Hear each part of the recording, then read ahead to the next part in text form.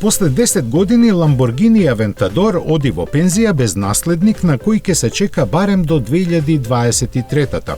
Овој еден од последните суперспортски автомобили со V12 мотор повеќе не е во понудата на марката од Санта Гата Болонјезе, а нарачаните возила ќе се произведуваат и испорачуваат до крајот на идната година.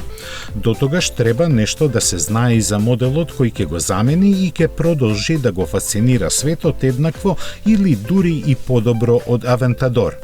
Засега е познато дека амблемот на разулавениот бик ќе го понесе нов суперспортист, чиј исто V12 мотор ќе има хибридна поддршка за да излезе на крај со се построгите еколошки норми.